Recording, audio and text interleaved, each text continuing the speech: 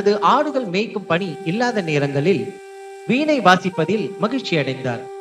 பறவைகள் கூட அவரது வீணையின் இசையில் மயங்கி நிற்கும். ஒரு சமயம் சாமுவேல் என்ற ஞானி தாவீதை பார்க்க வந்தார்.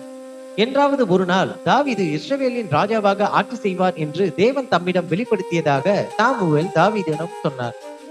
அதனால் சாமுவேல் தாவீதிடம் விரைவில் உனக்கு ஒரு முக்கிய பதவியை நான் கொடுக்கவிருப்பதாக சொன்னார். இதற்கிடையில் அருகிலுள்ள பள்ளத்தாக்கில் ஒரு பெரிய பிரச்சனை உருவாகியது.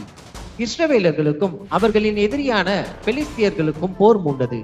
பெலிஸ்தியர்களில் கோலியாத் என்ற போர் வீரன் மிகவும் பயங்கரமானவன். அவன் கரடிகளை விட மிகவும் பலம் வாய்ந்தவன்.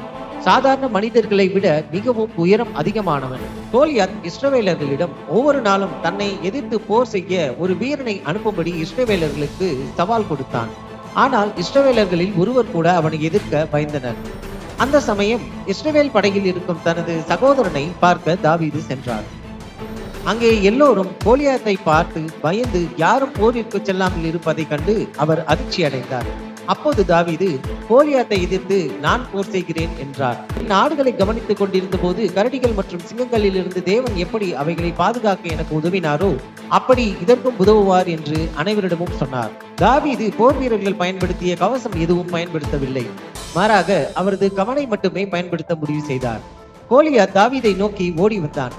அப்போது தாவீது ஒரு கல்லை எடுத்து அதை தனது கவனில் போட்டு அதை வேகமாக கோலியாத்தின் நெற்றியை நோக்கி எறிந்தார்.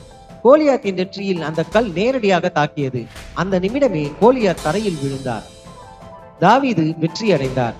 தாவீதின் துணிச்சல் அனைவரையும் ஆச்சரியத்தில் ஆழ்த்தியது. அந்த செயல் பெரியவராக இருந்தாலும் நம்பிக்கையுடனும் தைரியத்துடனும் பெரிய சவால்களை வெல்ல முடியும் என்பதை அங்கிருந்தவர்களுக்கு உணர்த்தியது. காலத்தில் தாவீது தான் இஸ்ரவேலின் மிகப்பெரிய ராஜாவாக தேவன் உருமாற்றினார். தேவன் மீது நாம் வைக்கும் சிறிய நம்பிக்கை அவர் நம்மை பெரிய சிம்மாசனத்தில் அமரச் செய்யும். ஆமென்.